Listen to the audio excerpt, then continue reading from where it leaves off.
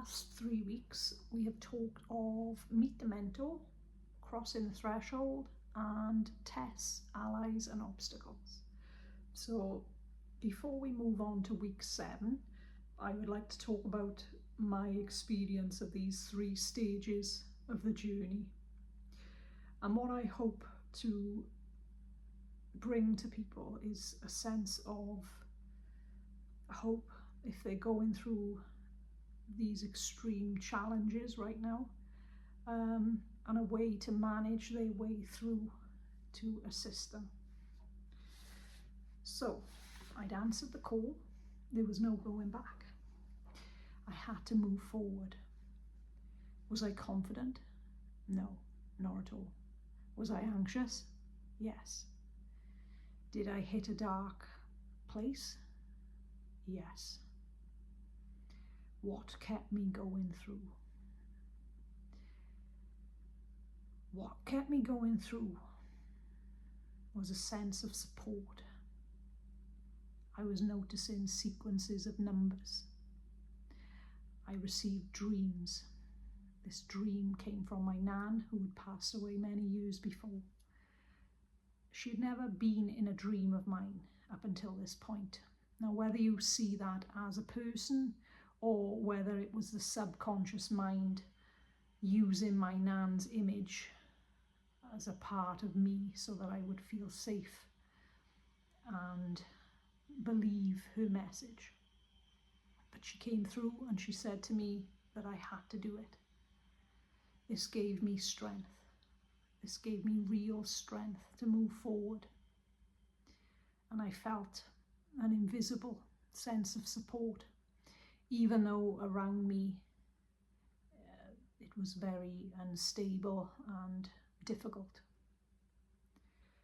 So the little moments that caught my attention was, like I said, the numbers, and whether you see these experiences spiritually or the unconscious mind speaking through symbols, however you see it, like I said, it gave me a sense of support. Then came the tests. The tests were people questioning my decision and making it quite plain and clear what they thought of me, and tarnishing who I was as a person for choosing myself. But on the other hand, while dealing with this level of external conflict, I was starting to see other people showing up, people who wanted to help, people who showed up and showed their support. I had a counsellor friend who invited me into the counselling world to understand what it was all about, as I had told her that this path that I was going on was to help the kids. And this came about after a client of mine took his own life, and I felt an extreme urge to assist the younger generation in moving through difficulties, if there was a way that I could make a difference. I also had clients of mine who were builders, electricians, who offered their support. Extremely grateful for those people who showed up. And then the one day I met a lady in the park, and her dog was the same name as my daughter. And from that moment I knew that that lady would have something to say. So we had a conversation as we walked around, and I told her that I was creating my own tattoo studio, but I also knew that there was something else that I needed to do at that time. And she turned to me, she looked me in the eye, and she said, "You have to do it."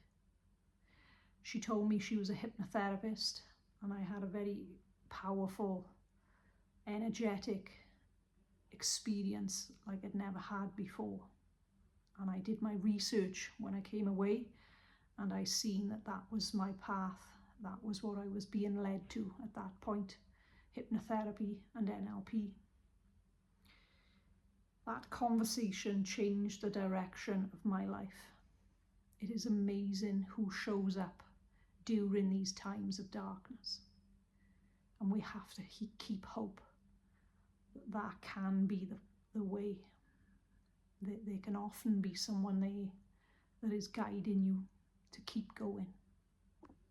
Looking back now, I can see every challenge was met with support. Every test was balanced by an ally. And every obstacle asked me the question, do I trust enough to keep walking? I had no choice.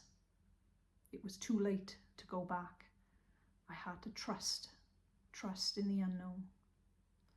That's why I believe that the hero's journey isn't just a story. It's something that many of us live through. So by me talking of these stages, if it can help one person when they're going through the deepest, darkest time of their life, this is what this is all about. And sometimes when we choose ourselves, life has a way of introducing us to people, opportunities, and moments that help us become aware of who and where we're meant to be.